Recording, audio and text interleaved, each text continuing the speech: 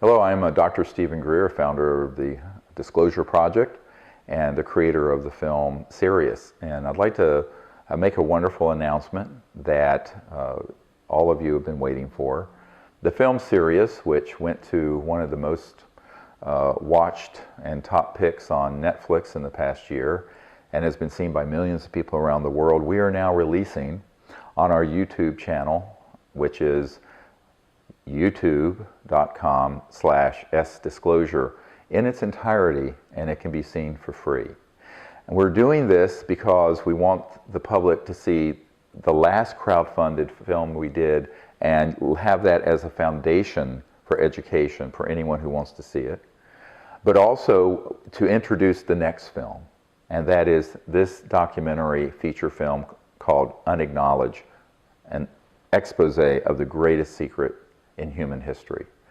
And it will have a book that goes with the film and will be launched with a massive disclosure event and celebration and concert. We want everyone to be able to see this film, but we would also like, if you can, to contribute to the crowdfunding campaign. Not only in contributing your network and networking with friends and other organizations, but also how you can contribute even if it's just a few dollars to this campaign, so that we have enough resources to do this next project, which is a campaign that ends illegal secrecy on UFOs and free energy once and for all. It is not just this one film and book that is going to be supported, but a whole initiative that goes on into the future. So enjoy the movie, Sirius. Many of you have seen it, many have not. And I hope that you can also support us in this next project, Unacknowledged. Thank you very much.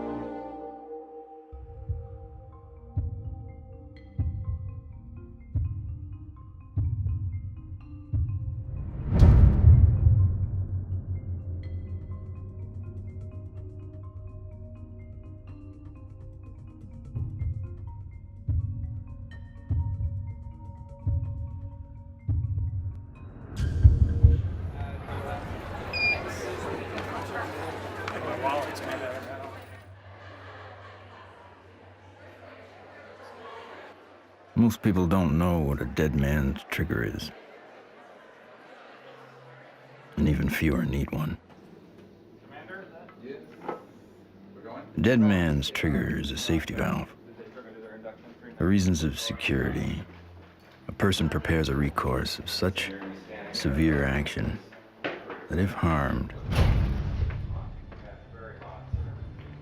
they will release a cache of damaging evidence against those enemies.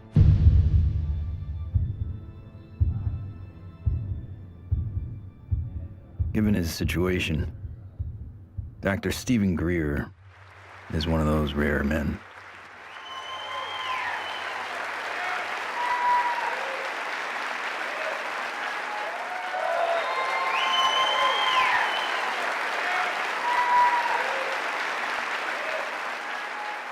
Why would he need one?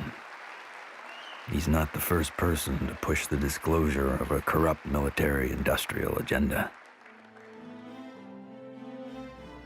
In the councils of government, we must guard against the acquisition of unwarranted influence, whether sought or unsought, by the military-industrial complex. In his final public speech, a farewell address, no less, in a time when every second on TV was priceless, United States President Dwight D. Eisenhower decided not to brag about his victory in the Korean War. Instead, he cashed in all his chips to warn this nation of a hidden enemy. We have been compelled to create a permanent armaments industry of vast proportions. The total influence, economic, political, even spiritual, is felt in every city, every state house, every office of the federal government. We recognize the imperative need for this development, yet we must not fail to comprehend its grave implications. When I was with Lawrence Rockefeller at his ranch in 1993, he turned to me and he said, "The implications of this are so vast and so profound that no aspect of life on Earth will be unchanged by its disclosure." I said, "Yes, Lawrence, that's why it's been kept secret. It's not because it's trivial, it's because the implications are so profound." So there have been attempts to bring this information out for over 60 years. And here we sit in 2012 with the world still burning oil and gas and coal, when we have had technologies, sciences, and all the information we need to have had a completely new civilization.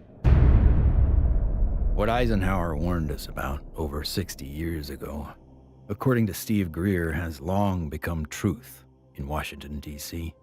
The most music, Q107, driving home with the Spearman. Hello, what are people all over D.C. saying about all this money we are giving? And why is Washington, D.C. booming? Because the rest of the country is sending their money here. I know, isn't it beautiful through the trees? My name is Ted Loader. I've been working with CE-5 program and Dr. Greer for 15 years. Cool, huh? Wow. Yeah. One always wonders if the public really knew what was going on with government covert programs and how much money has been put into it, you know, hundreds of billions of dollars. I think the public would be a little annoyed. Thomas Jefferson believed all men have the right to life, liberty, and the pursuit of happiness. The government they formed would serve to secure those rights. But when corporations or other specialized groups of men become more powerful than those who govern, our security is at stake. Thomas Jefferson wrote about unchecked power of the corporation being a threat to the democracy and the banks. You see, the U.S. Federal Reserve Bank issues every dollar bill, yet it is not run by the U.S. government or any elected official. It is owned by a private banking cartel. But here I find the chairman of the Federal Reserve, who's in charge of the dollar, in charge of the money, in charge of what the money supply is going to be.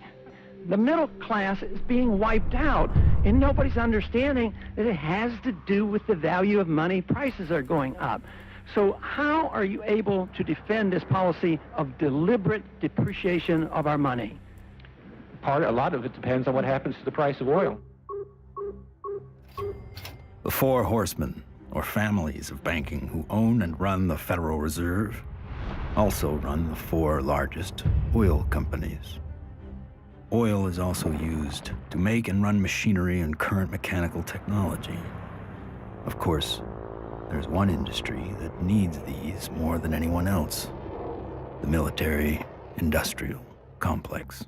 you begin to get into this very scary scenario that has to do with the human condition of the proclivity to accumulate vast amounts of power around a handful of people. All right, sit down and shut up. And right now, these misanthropic sociopaths are running the planet into the ground.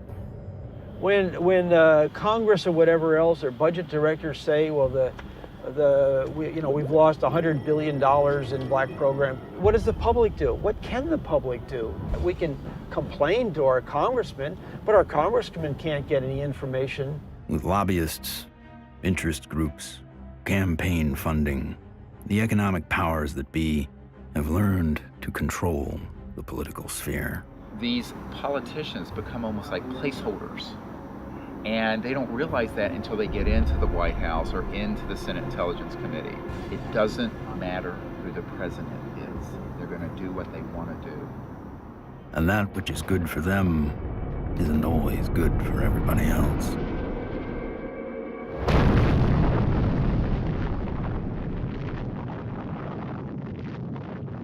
From 1945 to 1998, 2,053 nuclear bombs exploded on this planet. The United States detonated over half of them. Now I am become death, the destroyer of worlds. When the first nuclear bomb was exploded in Trinity, Robert Oppenheimer, one of the founding fathers of the nuclear age, said, "We have done this before."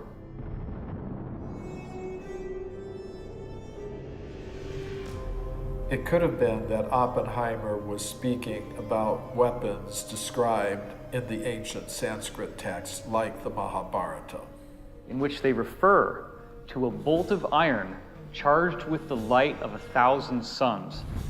This bolt of iron was hurled in anger and led to an explosive event which is very graphically described in this religious scripture, specifically showing all the key indications of radiation sickness and the various problems with nuclear weaponry that we've come to expect.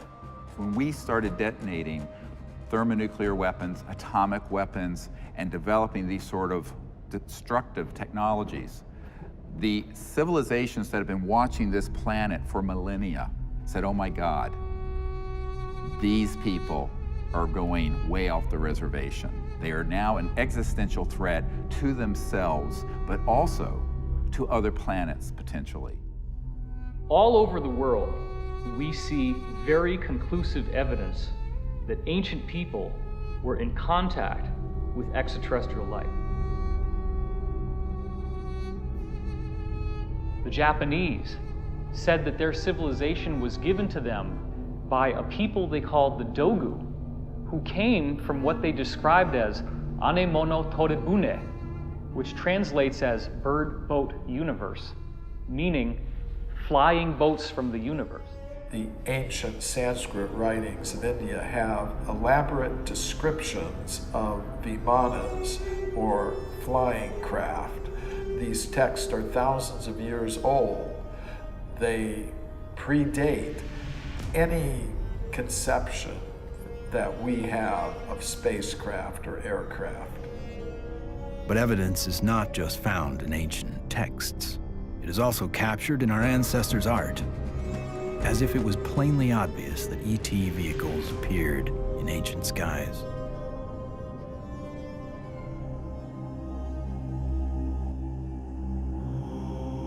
It is a foregone conclusion by most broad-minded people that we are not alone in this universe. The question is, how close are they? And we all looked up at once. It was almost like an intelligence told us, hey, look over here, we're here.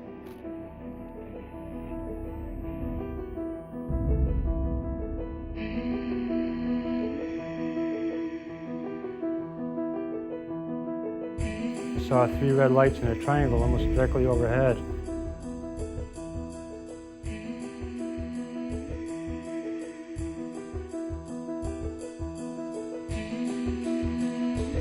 I saw these things and I ran inside and got my brothers and sisters.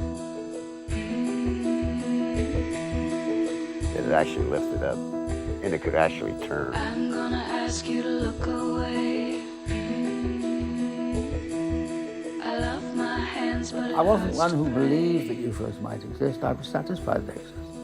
the life I have isn't what I'd seen. They estimated 100 yards from the left wing was this 100-foot disc.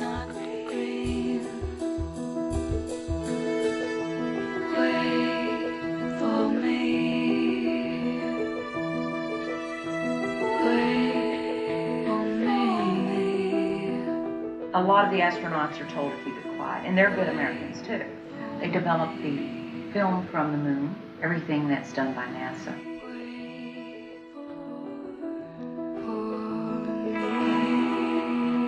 Ma che se ne sanno ancora degli altri superiori.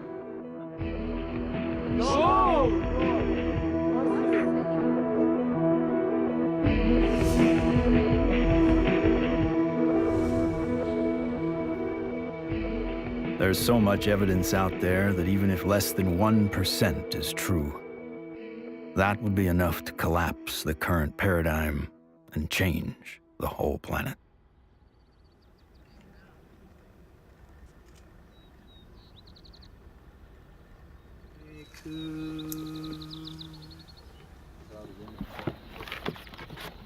This is our signature tones that we broadcast over a small walkie-talkie. They were recorded in the crop circle. What happens is the extraterrestrials, they come into the area where we vector them in with the signature tones that we broadcast. Then it enables them to home in and get a real good fix on where the site is while we're setting up.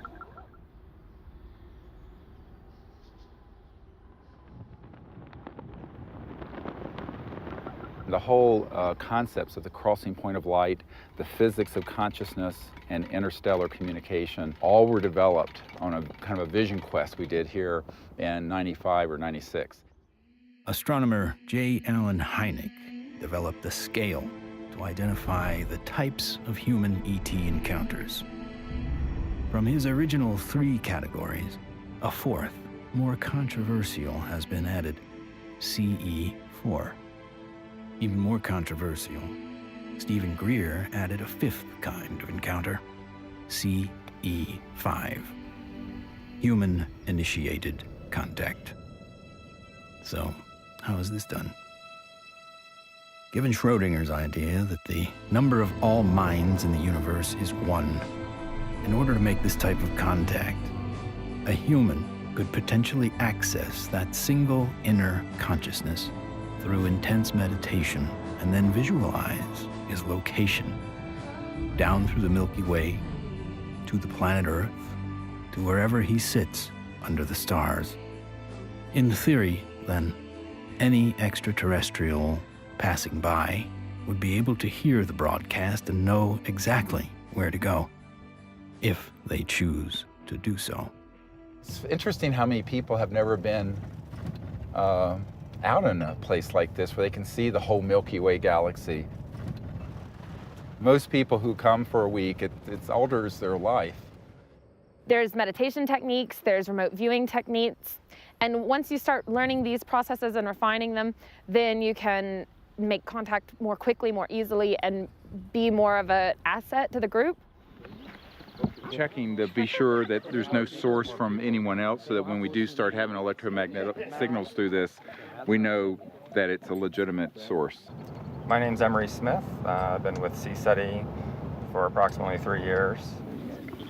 Getting the baseline reading from us. My duties consist of a couple things. I am Dr. Greer's head security detail. I also am their photographer. I operate anywhere from 2 to 6 cameras at one time. Yeah, that's our craft. It goes over the mountains in this direction. Many of the craft that are coming in are transdimensional, and the way I understand it, not visible to the human eye.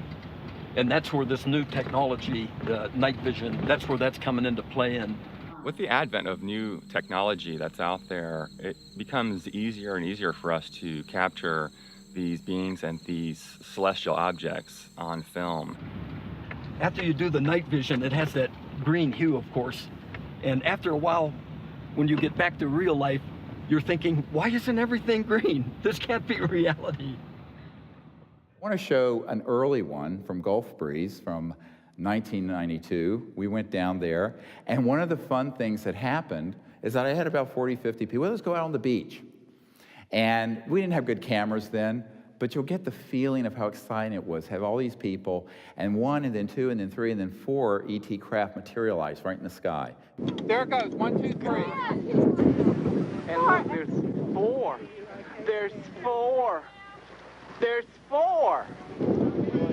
We have a confirmed CE-5. Holy damn hot shit. Dog. Thank you. All right. So the point, the point is, it's fun.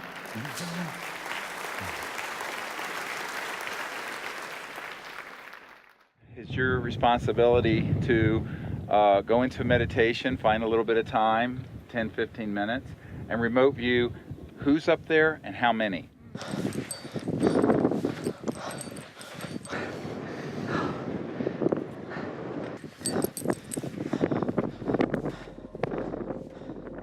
I can attest to the fact that real phenomenon happens here.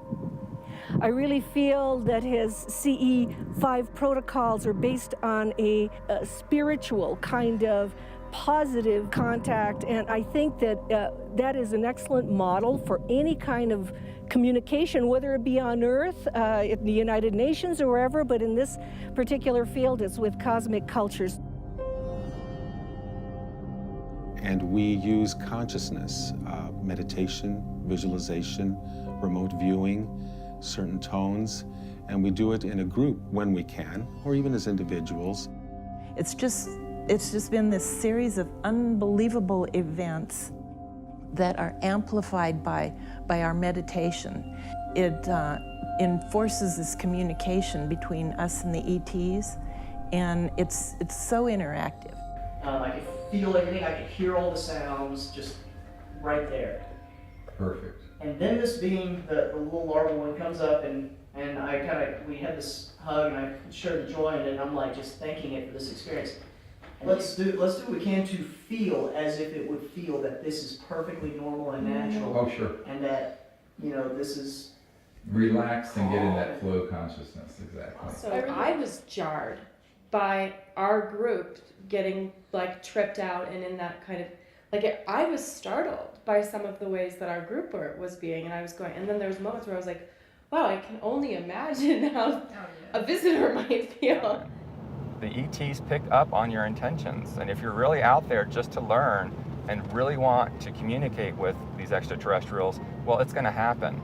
Avahanam Narayanam Padma Bhavam Vashishtam Shaktim Chatat Putra Parasharam Cha Yasam Shukam Goda Padam Mahantam Govinda Yogindra Matashashisham.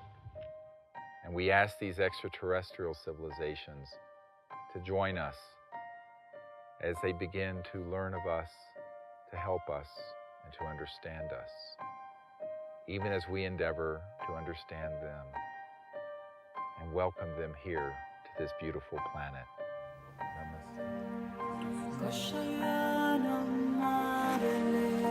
Oh my goodness, another beautiful, stunning, absolutely stunning.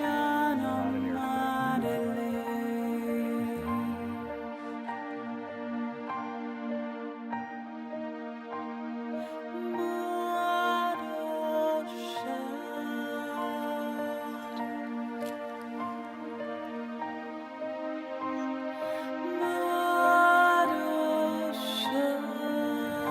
Oh, here comes a military plane very quick. Yeah, there's a very fast military. Okay, they're gonna go. Oh. It turned right to it. Yeah. Whoa. Literally, my heart literally sunk when the jet got to where the craft had to phase out. and like to feel all that love build, and then to feel that jet coming in, and it was like on a heart level, my heart literally sunk when the jet crossed the path where it had to take off.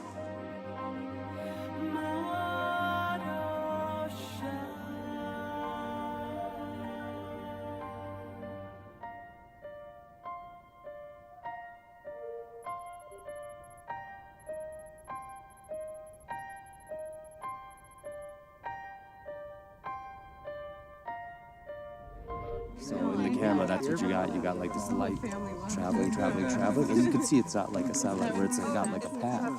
It's got like a, like a movement. Yeah, and then it's gone.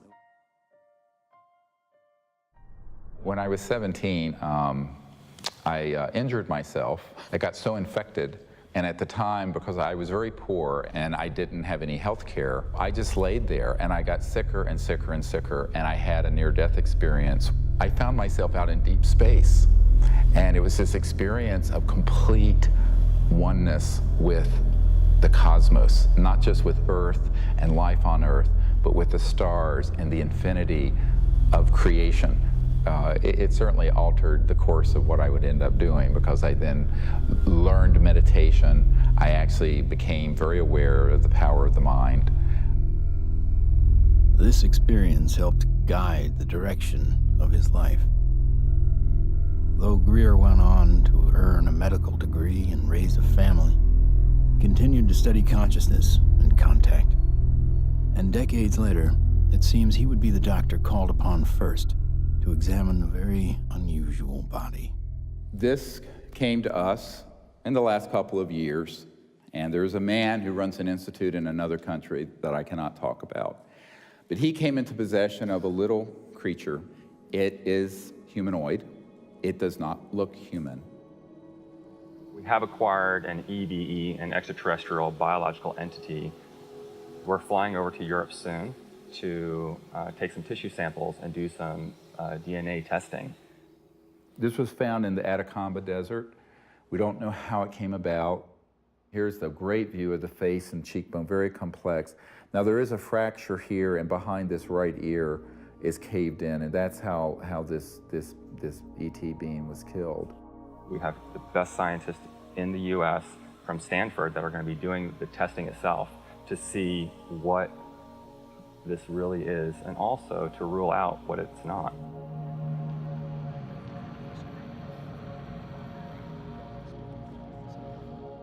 The initial reaction that I had is the same reaction that many of my colleagues here at Stanford and elsewhere have had when I've shown them, is that, wow, what is this?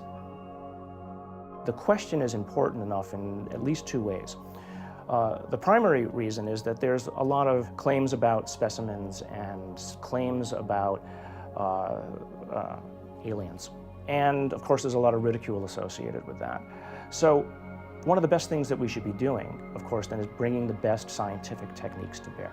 The techniques are available, the techniques are cheap, the answers are nearly absolute, so let's do it. And it's so exciting because it's not just... In setting up for this, I'm going to be giving Steve not only the tubes that this should be going into, but I'm also going to be sending across the microscope that I feel they should be using to do the analysis with. Before we even get started with some of the analysis, I think it's going to be important to rule out some of the obvious critiques that could come up. And one of those critiques is that this is a syndrome or a mutation. This is a bone dysplasia. And luckily, here at Stanford, we happen to have literally the world's expert, the man who wrote the book on bone dysplasias and syndromes, a gentleman by the name of Dr. Ralph Lockman, who has kindly agreed to look at the specimen, both the pictures as well as the CT scans and the x-rays, to help determine whether or not it's anything that he's ever seen before. I think that a dozen or even 15 years ago, answering the question of what is this would really not have been possible because the kinds of technologies were not available as are available today. But really the DNA tells the story. And because we have the computational techniques, that allows us to determine in very short order whether in fact this is human. So this will be basically an absolute level of proof as to what this actually is.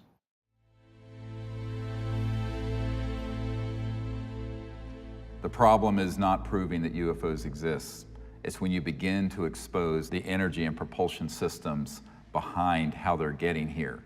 You're talking about unveiling an entirely new science that would replace oil, gas, coal, nuclear power, public utilities. And this is the $600 trillion problem. The patent office, after they fired me, I had to wait 6 years before I got rehired. Everybody at the office was avoiding the case. But when they finally did, the arbitrator wrote an 85-page report on how the media had caused my dismissal. So I only got a 30-day suspension out of the whole thing, which was taken out of the tiny little bit of 6-year back pay. So that was great. Yeah, it was. Wonderful. Yeah, it made it all worth it, so to speak, because that's how we were able to open the offices and stuff. It was very comfortable. No feeling of being shocked or anything else, just a good feeling, comfortable. What scientists need to do and normal people need to do is they need to look at the hardcore evidence, decide that, oh my gosh, ETs are real, and then get over that. And if that's the case, then you can start extrapolating because they're getting here, which means they have solved the physics problem, if you will. That's an actual photograph that Mark Whitford took, a friend of mine. And you see the stars in the background. So this is a fixed camera. The craft was a triangular craft moving away from him, and all of a sudden it makes a right angle turn. Apparently it has what I would describe as inertial shielding. It's the only way something can make a right angle turn without having everybody killed inside of the craft. Though we experience inertial forces every day, their origins remain a mystery. However, there are theories that point to interactions between objects with mass and a quantum energy field. Inertia is due to the zero-point energy interaction. So you're interacting with a charged matrix, which is a zero-point field. If you try to change that, then you get a reaction force. There must be an interference shield of electromagnetic nature that would stop that interaction with the zero-point field. And you can suspect that UFOs have already figured this out because they wouldn't be flying around and still have inhabitants. New energy scientists today are attempting to find new ways to define the relationship between electricity, gravity, magnetism, and propulsion. But as history has shown, change does not always come easy. It's like Newton. Why is that apple falling? Nobody ever asked that question before or even tried to come up with an answer. And Newton comes up with something called Newton bucket, or Newton's problem. The only guy that solves it 300 years later is Einstein. So, how smart can we be?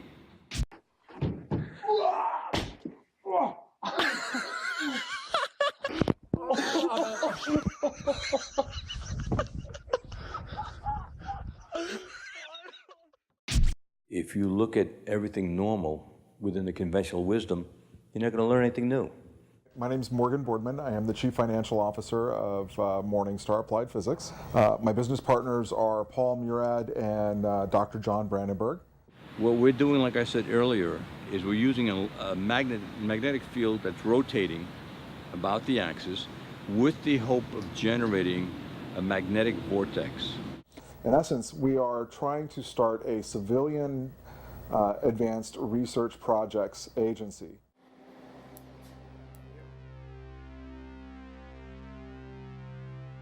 Okay, all right, so basically we have 4 options. Option 1 is a retarded potential. Option 2 is a lagging image, right? Yeah. Option 3 is pointing vector as a motive for propulsion, or how that may be what's happening, right? Yeah. And that's actually taking angular momentum and changing it into linear momentum if it's working the way we want it to, right? Yeah. Okay, and then the fourth one. The fourth one is that we are somehow either generating and or absorbing gravity waves. Do we accept Einstein's viewpoint that thou shalt not go faster than the speed of light? If you look at a black hole, the comment is the gravity is so strong that nothing leaves. But it does have something that leaves the black hole, and that is gravity. So does that imply that gravity moves faster than the speed of light? Could be. Gravity is another one of those seemingly self-evident forces that has raised a number of questions. How does it really work? How can we use it to our advantage? In the mid-1920s, T. Townsend Brown discovered that electric charge and gravitational mass are coupled, and that by building devices that harness these interactive forces, we could create advanced propulsion. At about the same time, Nikola Tesla and Thomas Edison won the Nobel Prize in physics, but both refused it. Tesla was at the end of a long career of inventing. He had advanced technology in the fields of X-ray, radio waves, internal combustion, and, of course, atmospheric electricity. When everything was said and done, he had earned 112 U.S. patents. He proved that electricity can travel wirelessly in the air, and ultimately died penniless. However, his work did influence many others, most notably Lester Hendershot and Dr. T. Henry Moray. Hendershot invented a magnetronic generator to energize an impossible flight, if fueled by gas, that took Charles Lindbergh and the Spirit of St. Louis from New York to Paris. Dr. T. Henry Moray developed the Moray valve, a device for extracting radiant energy from the zero-point field, and demonstrated this device hundreds of times and had dozens of signed affidavits supporting his science. Yet in the end, even these two notable scientists were ignored and bullied. Dr. Moray's device was hammered down and broken into pieces by a competitor, and before he could finish reconstruction, he passed away of natural causes. Hendershot fled to Mexico to continue work, but was found dead at 61 years of age, attributed to suicide.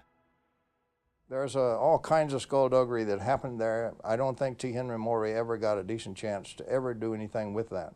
There is absolutely no question that T. Henry Moray had a system that produced about 50 kilowatts out of a 55-pound box. The conventional electrodynamics model does not allow this to happen.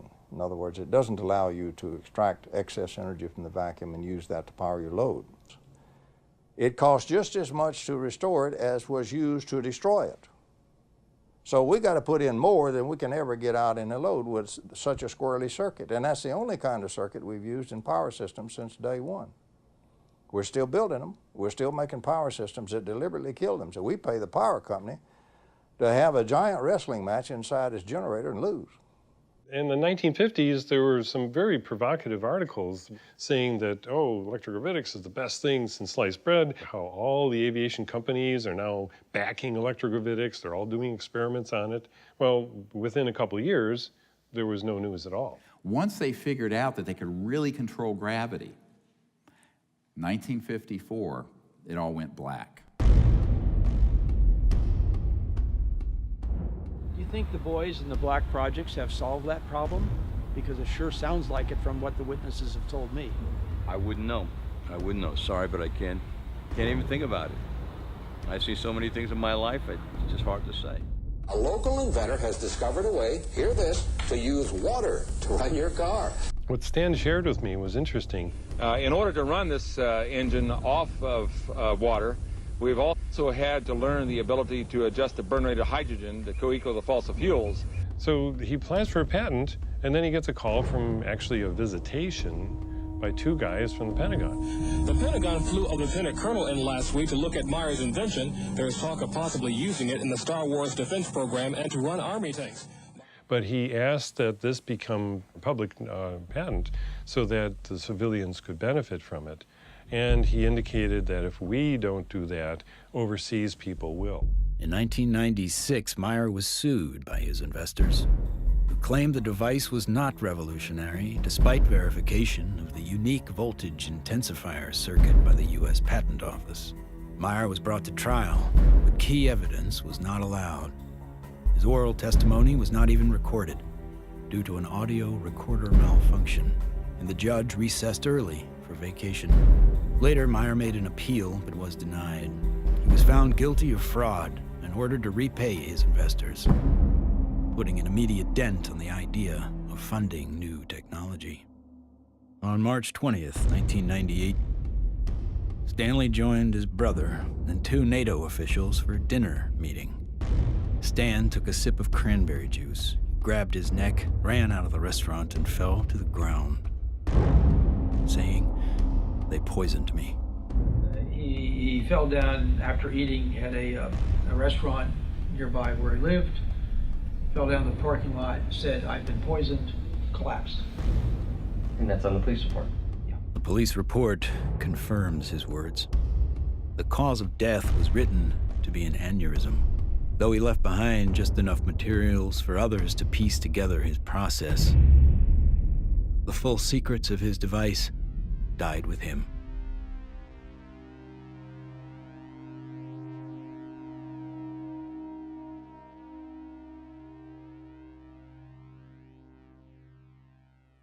So from this, I began to do more work with the administration, various people, friends of the president, the Rockefeller family. Lawrence was the white hat in that crowd who wanted us to bring this information out, actually hosted us at the Rockefeller Ranch in the Tetons. And one night he pulled me out on the deck and he said, "Well, you know, we really need you to do this." I said, "Lawrence, you're old, you're rich, and you're Rockefeller. What do you want me to do? I'm just a country doctor banging around in an ER in North Carolina." He says, no, we want you to do this. I went, okay. So I'm the throwaway guy. I'm the guy you can throw away because my life doesn't matter. We are back in Rachel, Nevada with our first 2 distinguished guests. Stephen Greer is a North Carolina doctor. He does a lot more than watch the skies. He fires off messages, and he says that someone or something is responding. Dr. Greer is looking for close encounters of the 5th kind. What, at this minute, do you believe? Our assessment at this point is that there is at least one extraterrestrial civilization which has managed to make its way to our corner of the universe. And number 2, that there's no evidence at all that they have hostile intentions towards this planet. And number 3, that the priority at this point must be trying to establish some sort of a liaison to them, some sort of a diplomatic liaison to them, and that's what we're working on. Is there a continued cover-up? Yes. Do those at the highest levels of government agencies know that there's a cover-up? Not necessarily. Officer X, a high-ranking military veteran, joined forces with Dr. Greer in order to use his military and government influence to gain access to high-level officials. I was able to arrange for a CSETI briefing to the then Vice Director for Intelligence for the Joint Staff, Admiral Tom Wilson, the same person who had been at Atlantic Command with me. At that meeting was Steve, Apollo 14 astronaut Ed Mitchell, Brigadier General retired Steve Lovkin, Siri UFO Steve's right arm. Well, Dr. Greer did indeed mount an initiative and did go to Washington, did speak with high-level government people. I attended and helped him with that. We briefed certain members of Congress, some of their staff, some of the people from the White House. We talked with people in the Pentagon. It led me to the belief that people in high-level government have very, very little, if any, information, valid information. One of the most important of all the meetings was with CIA Director R. James Woolsey. Here I fly up to Washington. The cover story was a dinner party. One of the things that I found was that this CIA director wasn't lying when he communicated to us that he had not had access to these projects. He was shaken to his core. We met for not 20 minutes, almost 3 hours. And by the end of it, I handed him, my hands were shaking, I handed him this document, and it was a position paper recommending executive orders and the things the Clinton administration and he needed to do to get control of this mess. And he looked at it, and he looked at me. He says, yes, he says, but how do we disclose that which we have no access to? And I almost wept. I went, what? Dr. Greer approached many D.C. officials in an attempt to gain an audience. One of the people who took him seriously was former CIA Director Bill Colby. True, if there's truth in it, there can be a danger in that situation. We've seen that happen in other cases. I said, you have to consider the possibility of some danger to not only your reputation, but to your person. I mean, people do react rather violently to some kinds of charges, or particularly if they're true.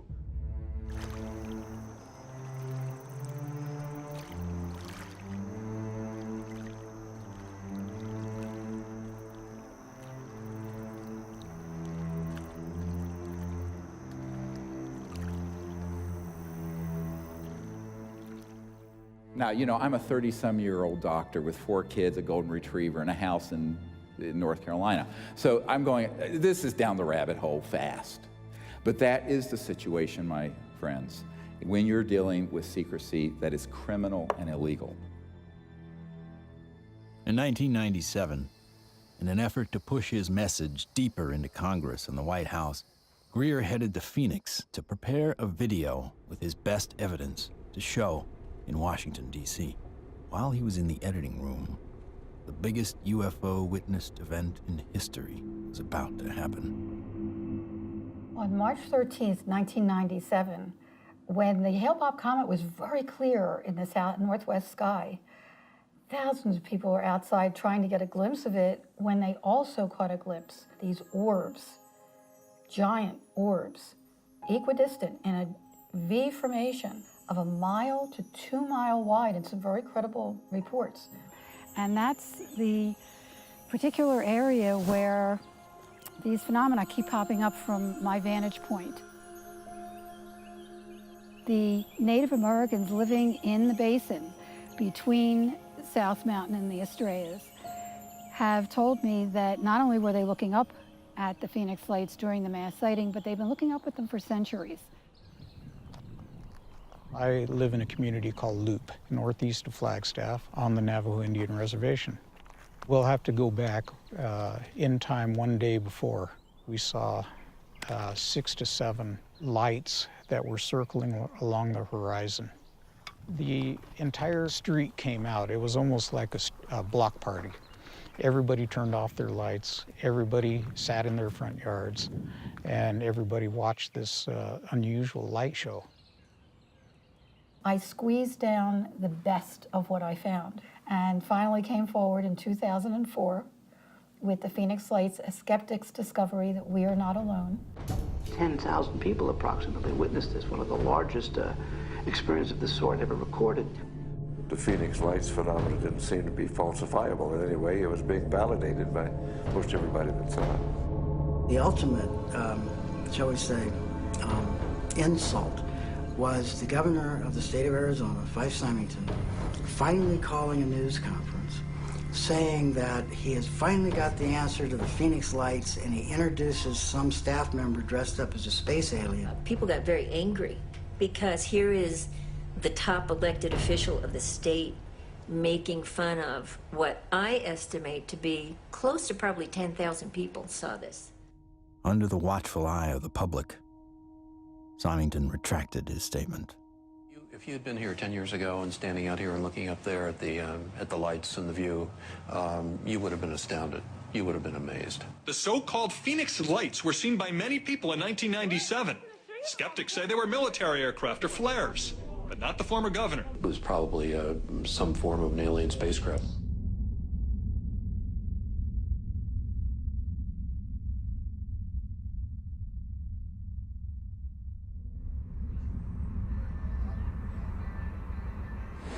On our way to Barcelona. Barcelona. To retrieve the evidence. Dr. Bravo. Hi, Dave. Are you ready for the trip? I'm ready for the trip. I'm so excited. We're going to do some very wonderful work, and I can't wait to get the results. Upon arriving in Spain to look at the being for the very first time, I was kind of skeptical. It was definitely a game changer for my thought process to actually see it in person than to see it on film. The first thing we had to do was go to the radiology lab because we needed x-rays and CAT scans before we did anything. Porque esto es, ya se lo comenté que era un poco difícil de hacer. Es, ¿okay? The best we can get. Lo mejor que podamos. Porque evidentemente no se puede manipular para nada. No. The head radiologist at the center saw the beam and was quite impressed. And the first thing she said was, "Wow, that looks like an alien." That's really okay. This is fabulous. This one's pretty good for you. Yeah, for that one. Yeah. Okay, that's good.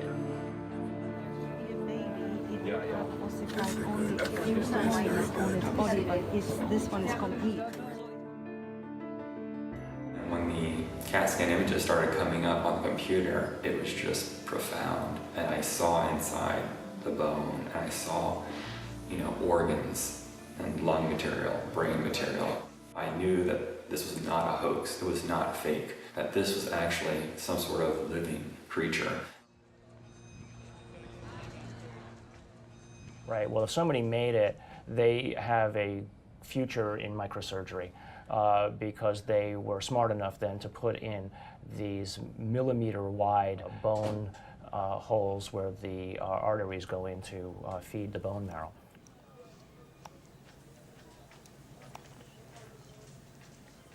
And so now the challenge is to prove what it is, right? My interest, frankly, is to disprove that it's anything unusual or anything paranormal. I would like to prove that this is human. I would like to prove that this is just an interesting mutation, but obviously if you leave your mind open, or I should say if you leave your mind closed to alternatives, you'll never see what those alternatives might actually be. In every situation with scientists, your reputation's at stake. I have every expectation that even doing this is going to lead to some ribbing from some of my colleagues, right? But I think that that's perfectly acceptable because at the end of the day, who's going to validate these things? If someone isn't willing to step forward and do it right, then you're going to have it sitting out there forever, hanging in limbo, right? I mean, if you let other people and their opinions stop you from believing what you know to be true, then all you're doing is stopping the possibility of progress. Anytime anybody tries to study this subject seriously, we're subject to ridicule. I'm a full professor at a relatively major university, and I'm certain that my colleagues at the university laugh at me and hoot and holler behind my back when they hear that I have an interest in studying unidentified flying objects. There's really a subtle kind of suppression at play here. You don't worry about what the CEO of Enron thinks about what you say. You worry about what your friends think. You worry about what your parents would think if you posted whatever you care about on Facebook or something. We take the risk to appear to be a crackpot. There may be people who are going to be threatened by that for any number of reasons. My feeling was that I was involved in a lot of strange activities, so I tried to say to myself, let's not look at this with too much exposure and mention it because there's a question of credibility. This should be the subject of rigorous scientific investigation and not the subject of rubbishing by tabloid newspapers. MUFON is the Mutual UFO Network, and it was founded in 1969 by Walt Andrus. And our mission statement is the scientific study of UFOs for the benefit of humanity. MUFON is the world's largest UFO investigative organization. We have approximately 3,000 members worldwide. Approximately 500 of those have their PhDs. These are people who really would like to delve deep into the UFO phenomenon and try to figure out not only what it is, but how it's happening. Armed with what he thought was some of the best available evidence, including the Phoenix Lights, Steve Greer organized a Project Starlight briefing before several Congress, Pentagon, and White House staff members. Things seem to be on track for disclosure. Of the device and the internal, all of it. with a lot of detail, and this is a cutaway. This was done and escaped government control, whereas the Bentwaters case took 20-some years in England. So this is in our possession and not the Ministry of Defense. So, where it would never be found. Where it'd be going to a black hole. Right. But then, the bad news came. Sherry Adamiak, Steve's partner and longtime friend, along with Steve and another team member, were all suddenly diagnosed with a malignant cancer. I've had these experiences since I was a child or a young man, but to articulate them so other people understand them, I need someone with capacity to hear it. She was that person. I mean, it's been, you can't resolve it's things. been very hard for me. Oh yeah, you know, I know. You get up I know every it day, has been. you know, but.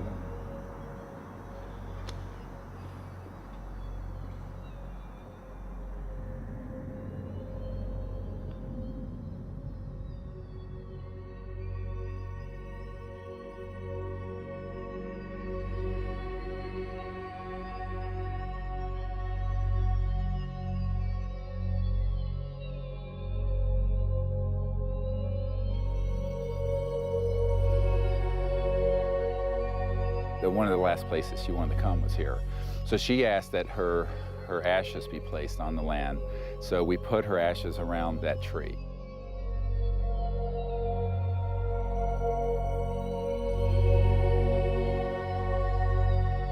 I don't take anything for granted, frankly, and so each time that I do a presentation or lead a group, I think, this may be the last time.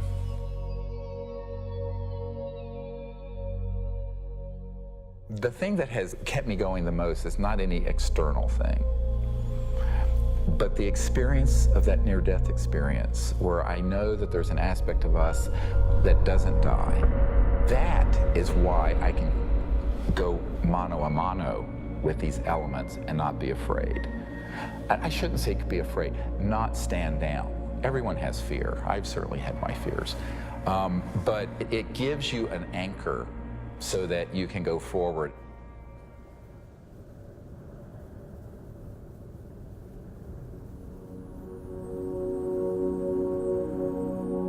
More than ever, Dr. Greer understood what he had always sensed. It was not the power of a cosmic field or quantum vacuum that would propel us into a new world.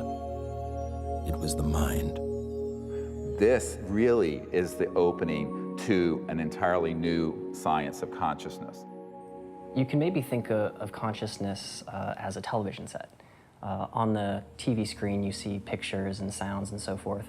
And if you tried to find out where that was coming from and you looked inside the television, you're not going to find it. It's not there. The signal is in the radio waves around it, invisible to us, that's being interpreted by the television as pictures and sounds. So this is very much like the state of how we understand the mind and consciousness. Dr. John at Princeton proved that putting your awareness on a device that was a random number generator would affect it. So you have this random number generator and it's producing 50-50 ones and zeros. And then you introduce a person into the picture and you tell them, try to affect it with their mind. Think more ones or more zeros. You measure that, and sure enough what they found was that there are more ones or more zeros being produced that correlate to that person's intention. So we can see effects being produced forwards and backwards in time, which is really strange. Distance doesn't seem to matter as much. You can get the same strength of effects if you're right in front of the REG or if you're on the other side of the planet. Consciousness is a non-local field, and it isn't limited to your brain waves and body. Dr. John once had the opportunity to ask the Dalai Lama if he thought the random number generators themselves were conscious. And the Dalai Lama thought about it, and his reply was that if you think they're conscious, then they're conscious. Just like consciousness can have positive effects on the zeitgeist or ether, it can also work the other way. Unfortunately, when you start to deal with inventors who have anomalous results that seem to be over unity, Paranoia seems to accompany that process. And John Searle's famous for having a circular magnetic device that has both energy and propulsion built into one unit. And the electric company felt that this guy was stealing money, took him to court, went to jail, his house caught fire, and all of his property and all of his designs burned.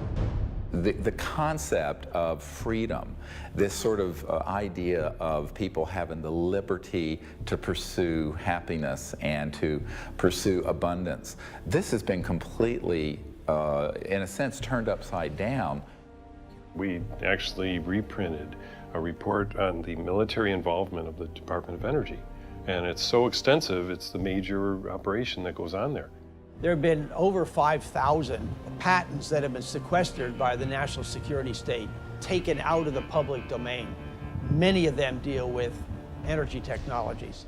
It's a policy that the military seems to feel is necessary for national security. However, at this point, we often wonder, 50 years after World War II and the Cold War, whether such sequestering is necessary. Suppression of new technology would be an obvious plague on the idea and strength of a free market system. Yet, it still seems to happen right in front of our eyes.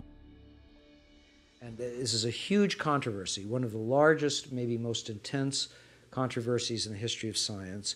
There's nothing worse, I found, than suggesting to academic physicists in particular, and academics in general, that they are not only wrong, but disastrously wrong, catastrophically wrong.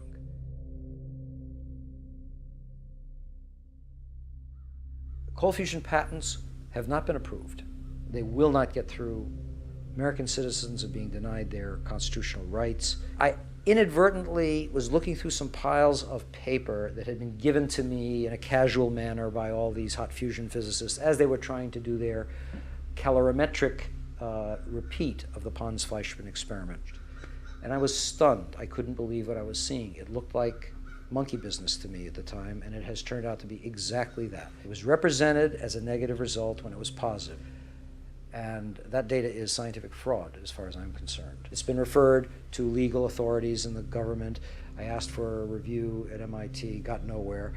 If this type of manipulation had occurred in any legitimate research area, such as cancer research, AIDS research, global warming research, anything that's accepted as reasonable to be researching, the people would lose their jobs, they wouldn't be in science. And yet, these people today, their data is used today, to year 2000, and all before, to reject patents.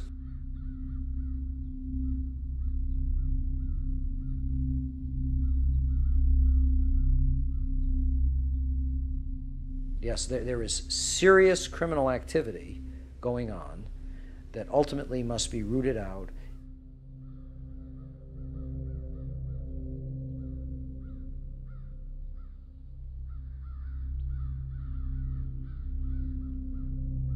It became very clear to me that, you know, you kind of had a tiger by the tail here, and that this was serious.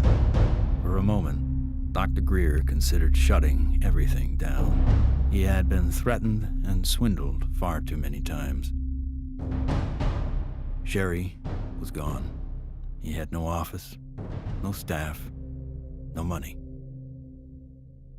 Back in 1998, I was given information by a friend that Dr. Greer was having a conference. Literally the month that Sherry Adamek passed away, within 30 days, I have this scheduled event.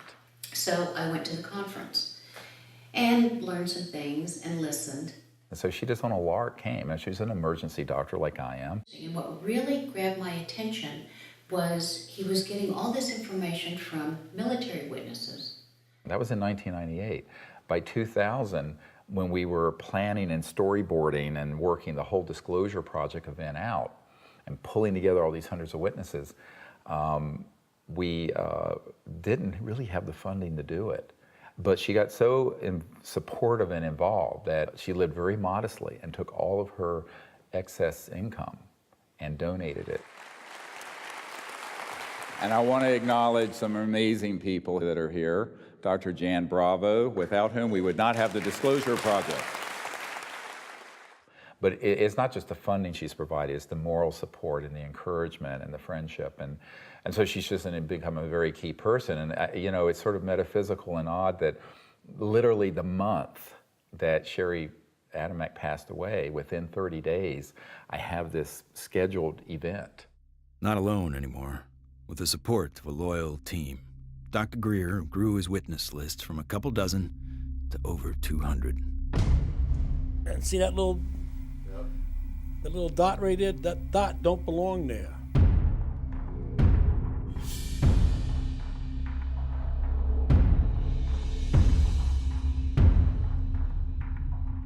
I said, I'm one of those, what you would call the high government officials in the FAA. I was the division chief. There was only 3 or 4 down from the admiral. I was awarded the Air Force Guided Missile Insignia. I was the first photographic officer in the Air Force to get they called it the missile badge. So I forgot who it was that called, but he says, we got a problem here. What's the problem? He says, well, it's that UFO.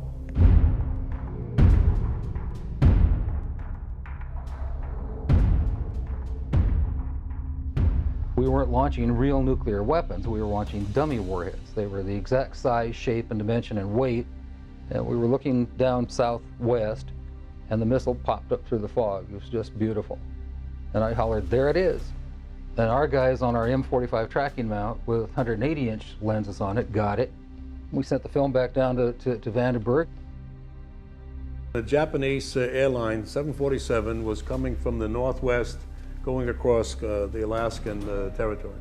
He called and asked the controller if the controller had any traffic at his altitude.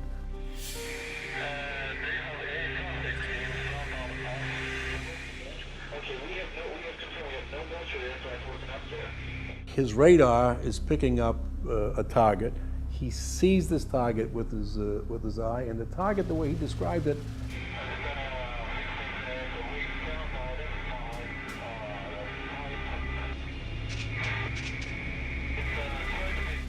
a huge ball with lights running around it, and I think he said it was like 4 times as big as a 747. I was called into Major Mansman's office at the 1st Strategic Aerospace Division headquarters. And Major Mansman said, watch this. There was the launch from a day or 2 before it at Big Sur. We watched that stage burn out, we watched the 2nd stage burn out, we watched the 3rd stage burn out, and it's going like this. And into the frame came something else. It flew into the frame like this, and it shot a beam of light at the warhead, fires another beam of light, goes around like this, we're going like this, fires another beam of light, goes down like this, fires another beam of light, and then flies out the way it came in. And the warhead tumbles out of space. They brought in 3 people from the FBI, 3 people from the CIA, and 3 people from Reagan's scientific study team, and I don't know who the rest of the people were. When they got done, they actually swore all these other guys into that this never took place. Who said that? Who was saying? This was one of the guys from the CIA. Now, I saw that. I don't give a goddamn what anybody else says about it. I saw that on film. Phil Klass can kiss my ass. He wasn't there. I was. He said this is the first time they ever had 30 minutes of radar data on a UFO. He said, you are never to speak of this again. As far as you're concerned, this never happened. So I said, yes, sir, and walked out, and that was the last I talked about it for 18 years.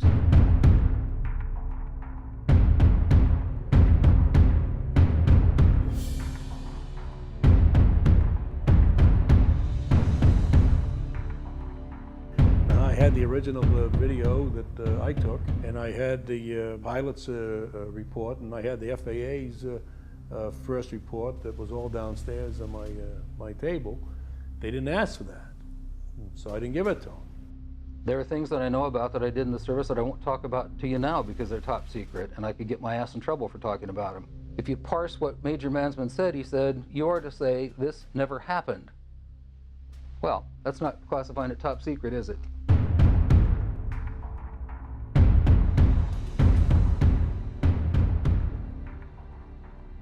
And I was a part of a United States Air Force cover-up for 18 years. But who do you tell that you were involved in a UFO incident without them looking at you like you ain't wrapped too tight? What we photographed up there affected me for the rest of my life and made a huge impact on my understanding of the universe and of governmental manipulation of our minds.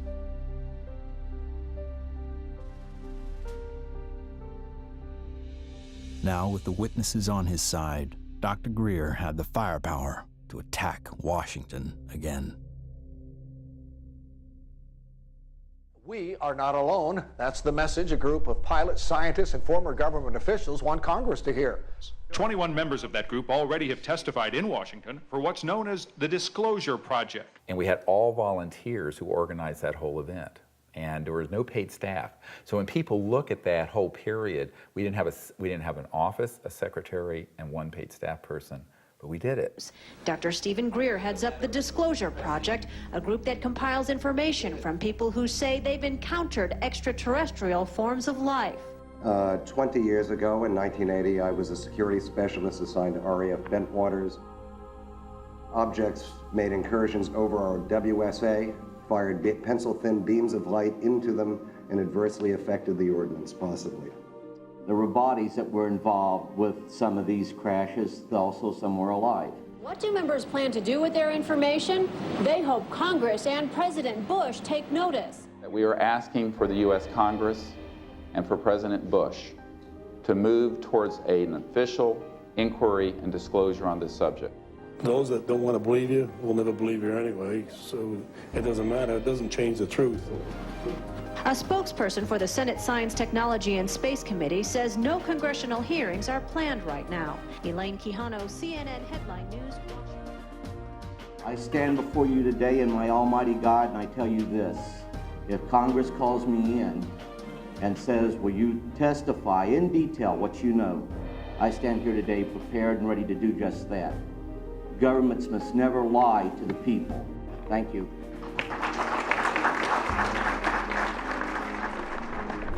The number of people Dr. Greer had managed to get behind him was monumental. In a perfect world, an event of this proportion, with that amount of coverage, would have been enough to start a legitimate movement. But of course, we hardly live in a perfect world.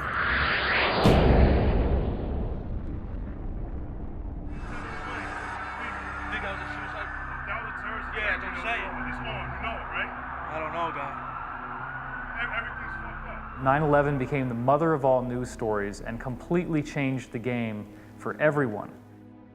Fear, panic, and strife were imprinted in the public consciousness. To what end?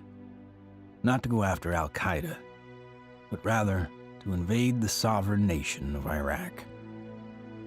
Given such a drastically overt misstep on the part of a U.S. government led by an oil family, the question on some people's minds is whether or not this disaster was exploited, or worse, engineered.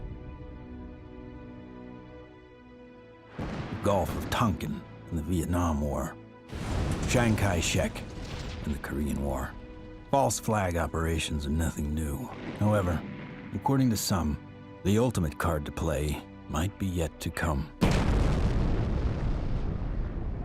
How do you grow the trillion-dollar military-industrial complex that Eisenhower warned about into a $2 or $3 trillion program?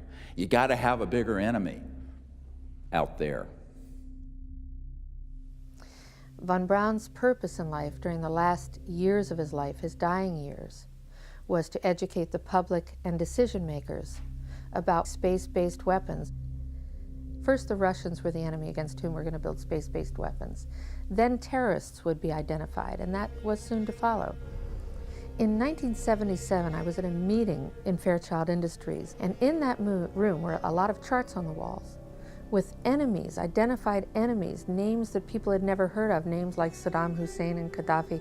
But we were talking then about terrorists, the potential terrorists. No one had ever talked about this before. And they continued the conversation about how they were going to antagonize these enemies, and that at some point there was going to be a war in the Gulf.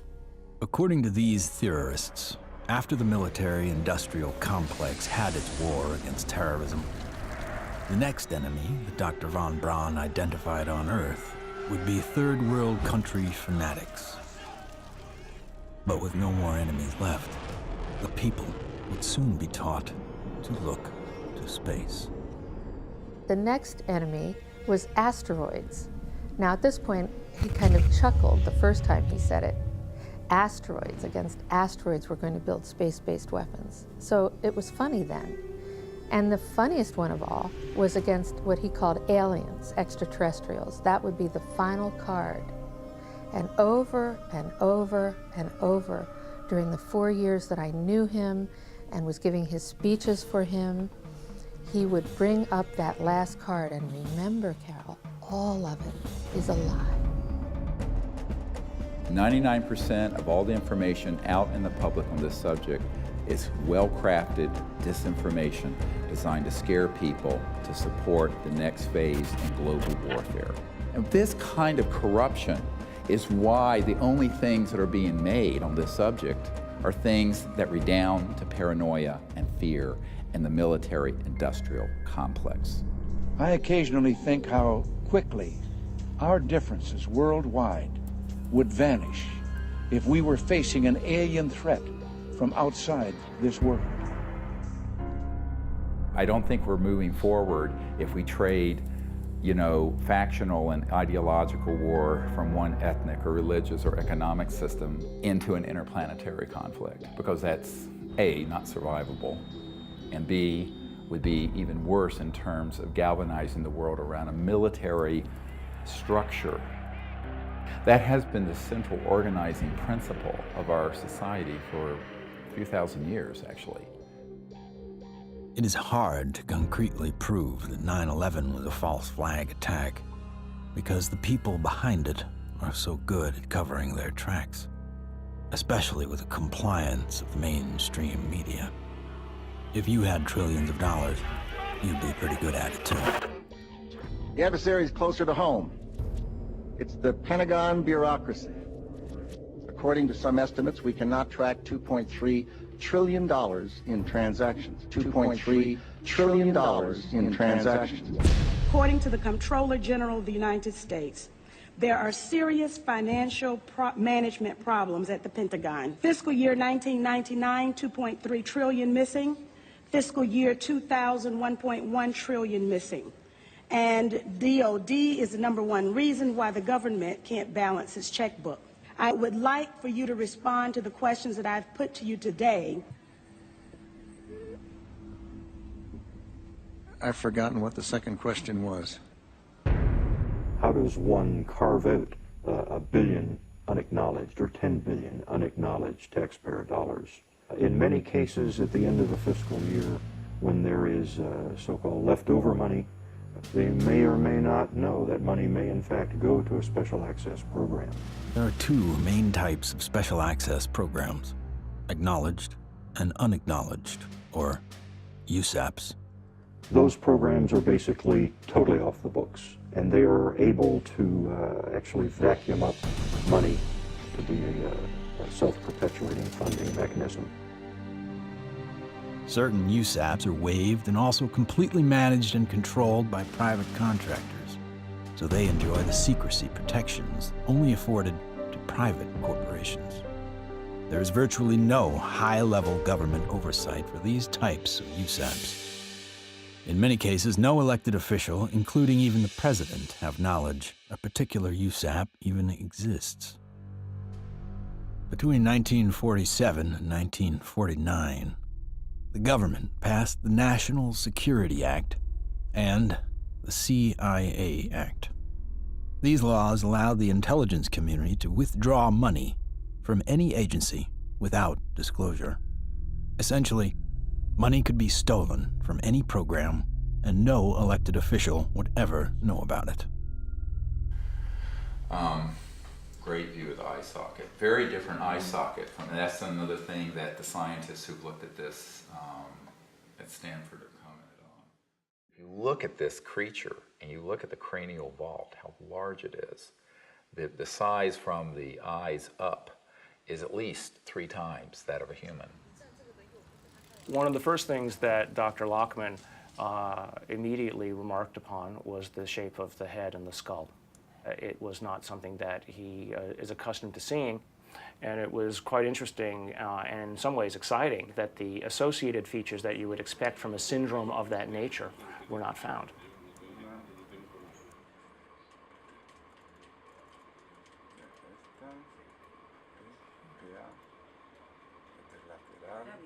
This specimen does not fall under any known, to me, class of disorders or syndromes. In many respects, the proportions of the spine and extremities are normal. The major abnormalities appear to be 1, the size of the specimen, mid-face hypoplasia and underdevelopment of the jaw, and that the specimen has only 10 ribs. Humans normally have 12, rarely 11. One of the most remarkable aspects of this is when we came down to study the actual bone density. One of the features of fetuses that a specialist looks at is the so-called growth plates of the epiphyseal joint, say, of the knees. The shock, I think, and the surprise was, and the absolute certainty that Dr. Lockman had was that this specimen is between the age of 6 to 8 years old. The shock was that this specimen was clearly not fetal. How do you explain how something 6 inches tall survived to any length of time that would allow for it to survive 100 or 1,000 years ago?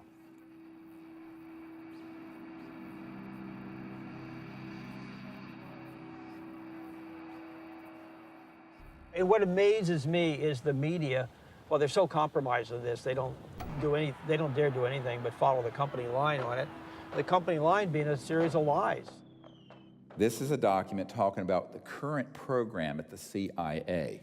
And it says that the PAO, Public Affairs Office, has relationships with reporters from every underlying major wire service, newspaper, news weekly, and television network in the nation. In many instances, we have persuaded reporters to postpone, change, hold, or even scrap stories that could have adversely affected national security. Now, what's the purpose of this? The CIA has no mandate for anything domestic. The FBI is domestic. What the hell is this? Where are we now? We are in a bread and circus. This is a phrase used to describe the creation of public approval, not through excellent public policy, but rather through diversion and distraction. No, I'm not doing that. I'm sorry. You are driving me nuts. That's ridiculous. Keep people fat, keep them happy, keep them diverted, and keep them entertained with drivel and shock and nonsense. That's, unfortunately, the sort of thing that has taken the place of news and information. So that what we're seeing today is a world in which perception is being managed by as little as 5 major media corporations who collectively control magazines, newspapers, corporate news websites, television stations, movies, documentaries. Who are these people? Who could be behind the curtain? Who could possibly be controlling us so effectively? A shadowy government with its own Air Force, its own Navy, its own fundraising mechanism, and the ability to pursue its own ideas of the national interest, free from all checks and balances, and free from the law itself. Majestic 12 is real. Notorious MJ-12, which is no longer called MJ-12. I'm trying to find out the new name. Basically, it's an oversight group intermingled with the National Security Council and the National Security Planning Group. They have full control. They have no congressional oversight whatsoever. They answer to nobody. Whatever activity is going on, to the extent that it is a clandestine group, a quasi-government group, a quasi-private group, it is without any type, as far as I can tell, of high-level government oversight. And that is a great concern. Ladies and gentlemen, the very word secrecy is repugnant in a free and open society, and there is very grave danger, for we are opposed around the world by a monolithic and ruthless conspiracy that relies primarily on infiltration instead of invasion, on subversion instead of elections. Its preparations are concealed, not published. Its mistakes are buried, not headlined. Its dissenters are silenced, not praised.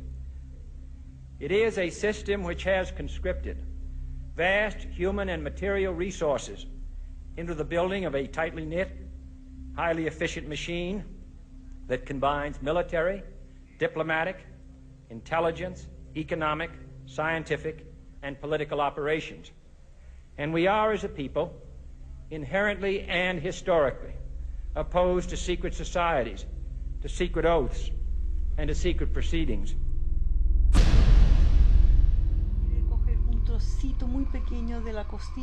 It's got too much tissue on it. They actually want a piece of the bone from at least like a 0.5 of a millimeter in. Como medio milímetro de... We took material from inside the cranium, also 2 clippings of the anterior front ribs of this being. And we were able to see under the dissecting microscope that in fact it did have bone marrow in them, so that meant there should be some good genetic material in there.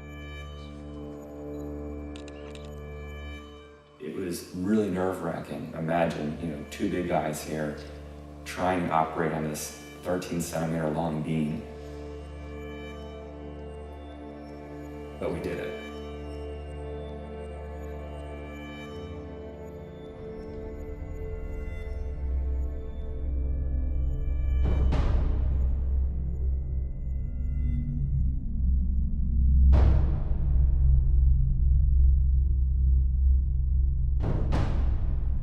The DNA analysis is being done by some of the world's best, but even the world's best need to be cross-checked, which is why I'm doing the 3 different facilities.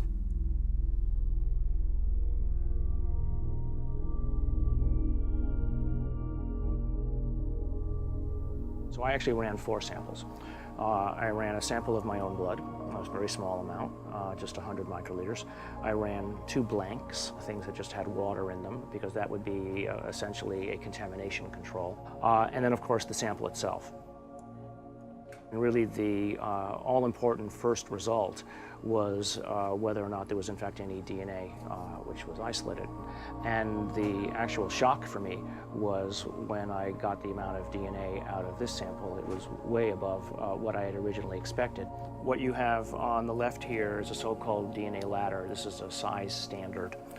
This one on the end is in fact my DNA, and it has an expected size distribution as well as some banding. And validating the original measurement is this analysis that basically shows that we have a nice distribution for the sample's DNA. When we physicists look for alien civilizations, we don't look for little green men. We look for energy consumption. We look for type 1, type 2, and type 3 civilizations. What are we? We are type 0. We get our energy from dead plants, oil and coal. Around the year 2100, we will become a type 1 civilization. And we see the beginnings of that now. What is the internet? The internet is a type 1 telephone system. Imagine, if you will, sitting down to your morning coffee, turning on your home computer to read the day's newspaper. Well, it's not as far-fetched as it may seem. Information has largely been controlled in a top-down way. What we're seeing now is the dissemination of discoveries coming up from the grassroots and not from a top-down centralized authority which has the ability to say, this isn't making it because we don't believe it's true, this is making it because it fits the mainstream. When we want to form a new team in a new country, then all we have to do is contact someone there using the internet, and suddenly they're a member of the node. From this online collective seems to come a real communion. People from all over gather in groups to investigate UFOs, with safety in numbers against ridicule and disinformation.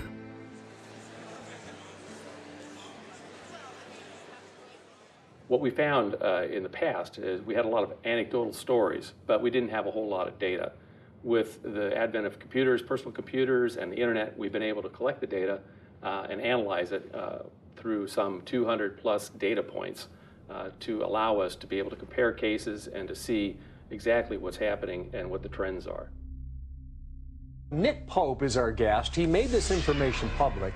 He's also the former head of the Ministry of Defense's UFO project. So if anybody knows, we think it's you, Nick. The Ministry of Defense is in the process of declassifying and releasing its entire archive of UFO files going back decades. It's interesting and worth pointing out that while the British government is releasing their files and their documents, President Obama, who promised to do the same during the campaign, he still has not. 15 years. 15 years this spring. Oh my God. But I figured that, you know, after the disclosure project, we'd get this information out and we could go on with life. How do we keep battering the ram at this door? Where do we find the strength to keep going forward? When you think that you're the only person that has the knowledge, you become marginalized. Steve was instrumental in bringing together a large group who had been involved in this subject and who for the first time realized that they were not alone in trying to come forward on the subject.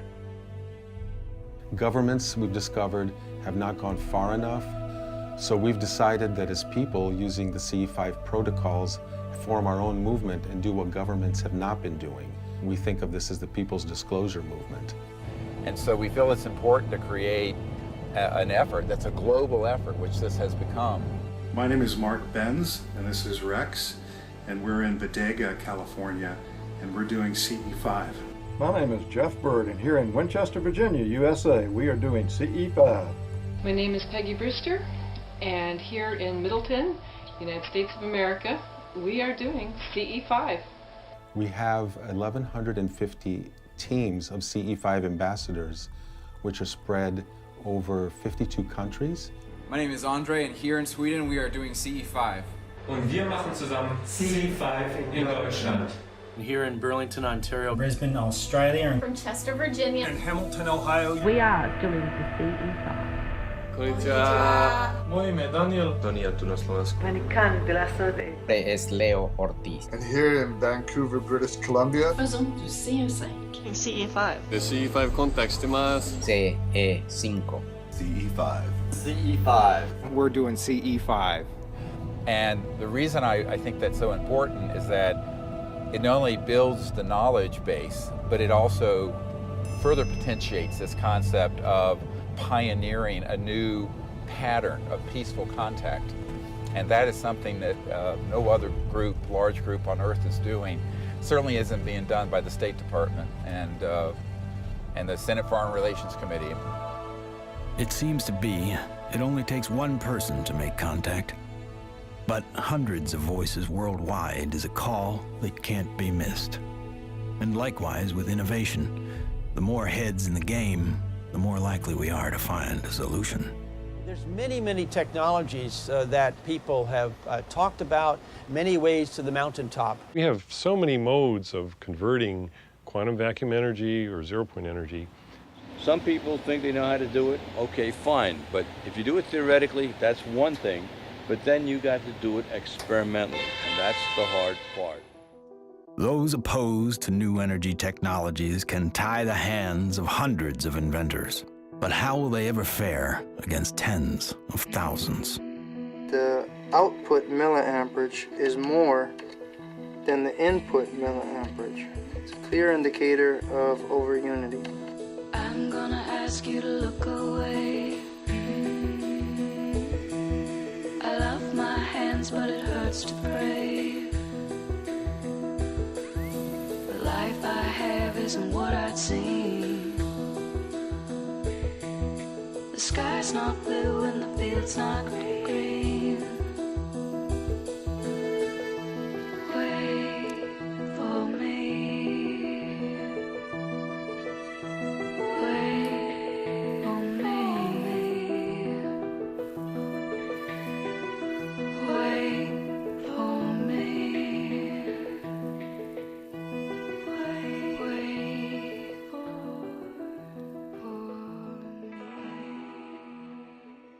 When you oscillate or vibrate magnetic fields, there's an effect in the gravity field.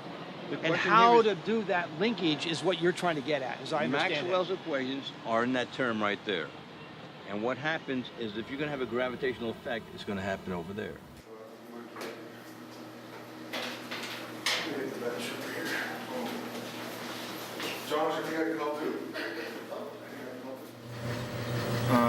This channel here represents revolutions per minute. These are representing weight that we're measuring on the load cells.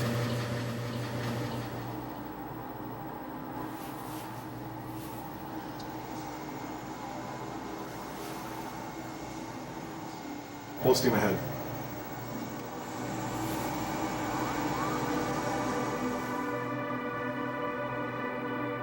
When we look at our data, we lost 7% of weight.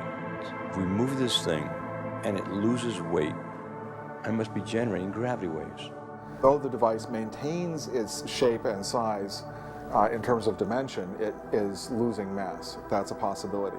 If it is losing mass, then certainly it would also be affecting time in a very localized manner. By looking at new technology, you could break through new commercial aspects to improve our society. We should be looking for a disruptive breakthrough in this technology within the next 10 years. We're on the brink of developing any number of potential propulsion systems which would take us out of the solar system. I think we're going to beat NASA to the mark. So I graduated from the UCLA School of Engineering in 1976. I got a flyer from the School of Engineering inviting me to a lecture by Ben Rich. Ben Rich was the director of Lockheed's Skunk Works for 16 years. He oversaw a number of USAPs that were secretly managed at the Skunk Works, including, most notably, the development of the F-117 stealth fighter. Ben shared a slide set of about 40 slides of different things, starting with the U-2 spy plane, going all the way up to the stealth fighter at that time, mentioning that he couldn't talk about the other secret stuff. But when he ended his talk, he had a slide of a black disc zipping off into outer space. And he ended this talk with these words: "We now have the technology to take ET home." So you have to have vision, and you have to have the guts and the courage to go out past the steps and do something of any value, and we have to go past our grasp. And we asked him questions about it. What did you mean when you said we have the technology to take ET home? Ben shared three major things that I think are worthy of research by researchers worldwide at this point in time. The first was we've somehow figured out how to do interstellar travel already. It's known. The second point he made was that there was an error in the equations. My suspicion is it's probably Maxwell's equations for electromagnetic theory. The third thing he said was, how does ESP work? And I was really kind of startled because I didn't know what to say. But I blurted out, I don't know, all points in time and space are connected. And he looked me back in the eye and he said, that's how it works.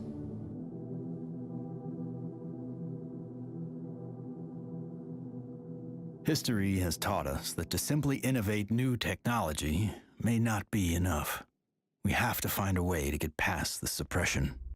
We've already now had a breakthrough just a couple months ago of the tritium battery. Finally, a company has come up with an actual commercializable unit, but it's very small. It's designed for an IC or some small circuit component. So this is a good sign, because it shows the way to introduce a free energy device is to introduce a small version of it. If you have a revolutionary energy device, it has to be introduced in a way that doesn't look like it's a revolution.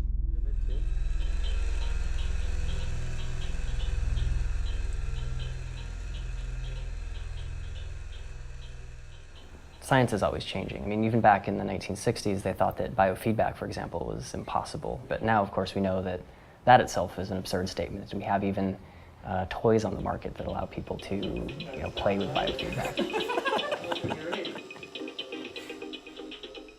These sciences have been around for decades. They have been ruthlessly kept secret because of the kleptocracy of what I call the petrofascists, the people who are hell-bent on maintaining the power of a centralized petrodollar, oil, gas, coal system.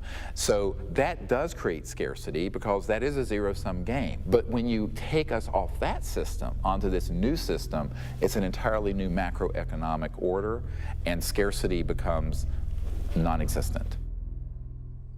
After years of disappointments, Dr. Greer and his team are now attempting to build an energy research lab in Virginia, where scientists and inventors with working prototypes will have a safe haven to build. So this is an example of how the analysis is done using what's called a genome browser. And it's more or less a schematic representation of the chromosomes and at a very high level of resolution. So the sequence that we got from the mitochondria tells us with extremely high confidence that the mother was an indigenous Indian from the Chilean area, and the haplotype is called B2A. Now, the other thing that immediately fell out of the analysis is that it's male. It has so-called Y chromosome material. In fact, it's got a full Y chromosome. It probably died in the last century, if I were to make a guess. I can say with absolute certainty that it is not a monkey, right? It is human, or as close to human, closer to human than chimpanzees would be. But when you count up the number of mutations that we're observing, what we're seeing is more than what we would expect to be caused by simple cell division. When the sequencer is creating or making these reads, it's doing it more or less at random. So what does the computer program do that people have written and designed? It takes every one of the little sequences and tries to match it against the known. And then anything that doesn't match, it puts in a little side file and says this is unknown. At a certain point, when enough knowns are matched, I can feel comfortable saying, this is human, right? But if I'm not careful and I don't pay attention to what's in the garbage can, right, what the computer program is throwing away, I could literally be throwing the baby out with the bathwater.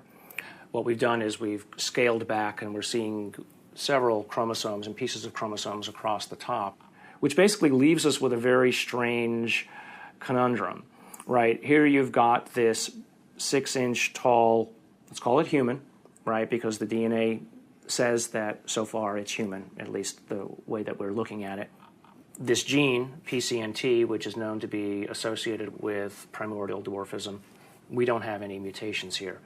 It lived to the age of 6 to 8.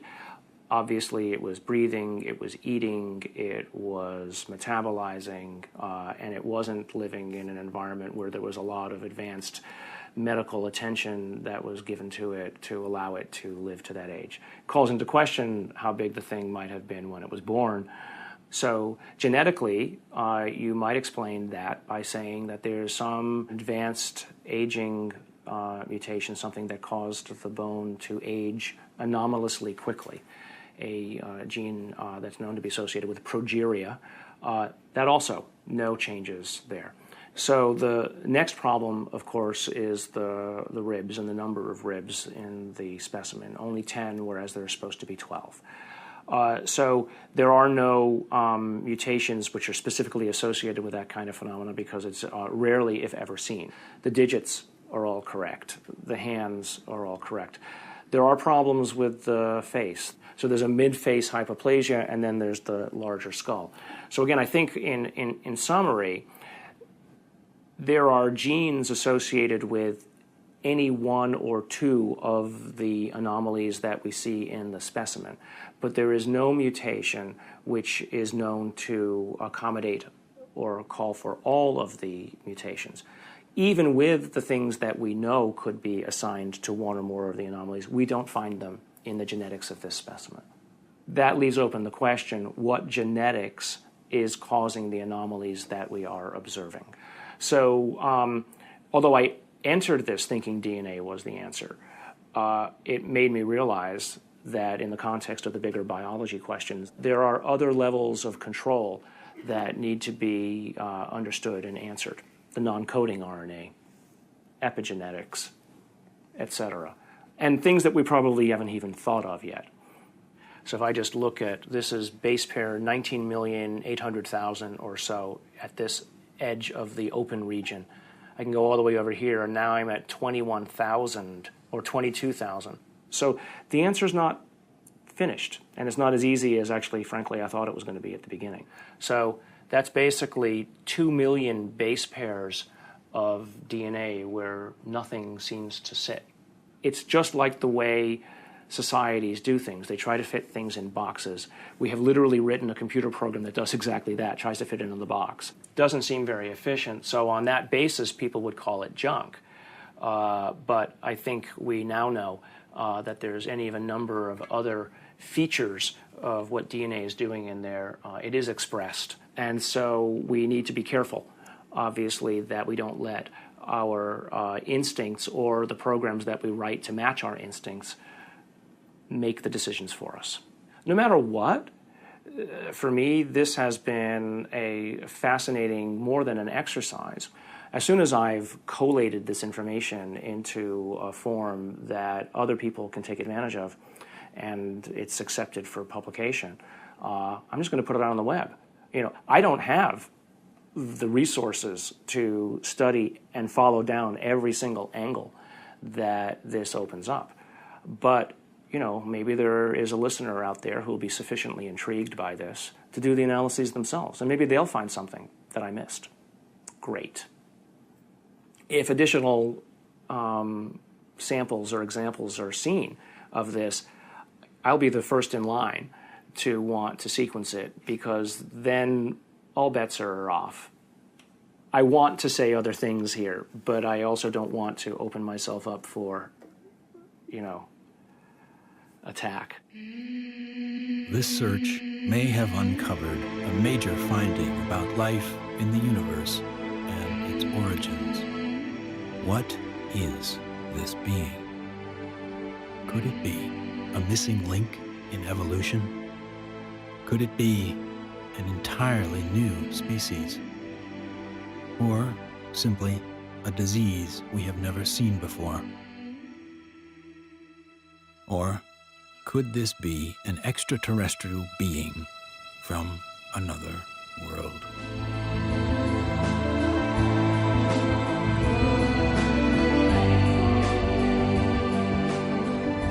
Whatever the case may be, this challenges the boundaries of human scientific knowledge.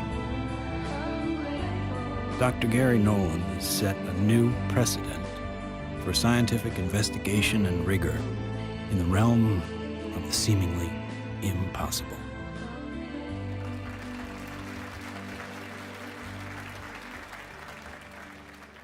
Now, we have now over 4,000 cases of extraterrestrial vehicles that have landed, 3,500 pilot cases, over 5,000 documents from the US government, and hundreds of thousands of pages of documents from 14 countries that have opened their files since the Disclosure Project was launched 11 years ago. And yet, this isn't on CNN every night. And this is probably the most important thing going on this planet today, and yet nobody talks about it. If we don't explore what to do, we're going to miss the boat. And that could be why Eisenhower's final message wasn't just doom and gloom. It was a charge to the people to spit out the bread, look away from the circus, and take some responsibility.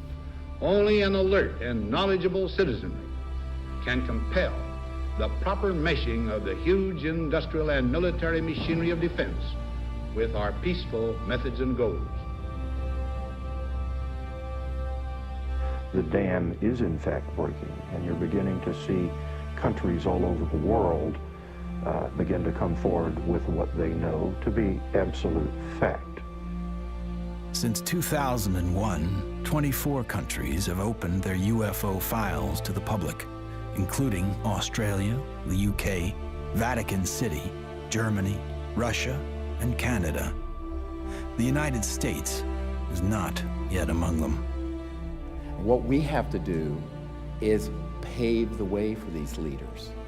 Because if the people will lead, the leaders will follow. They'll have to. And it isn't about overthrowing the Pentagon, it's about leaving it behind. My goal when I started this was to make this so that I wasn't important at all in it, that there would be enough people that they go on without me. And that way, it doesn't matter if I drop dead. The future is here already. The technologies are here, contact is happening. And if we come together as a people, what we're going to find is that all of us working together are going to be able to create a world that is amazing. If every single one of us told everyone we know that we're being visited by intelligent life, that the sciences are here to give us a new civilization, we're liberated from that macroeconomic slavery, but this is the destiny of humanity. Thank you very much. God bless you all.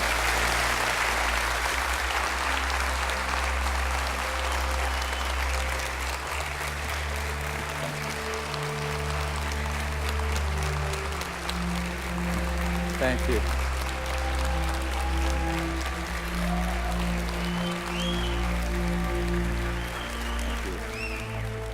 What we've come to learn is this.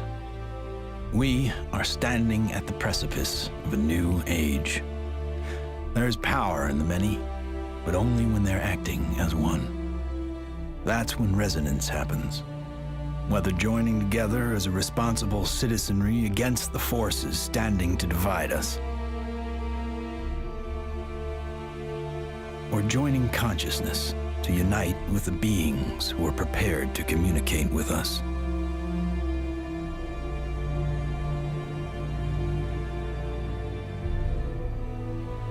In order to succeed in this endeavor called life, we must come together as one.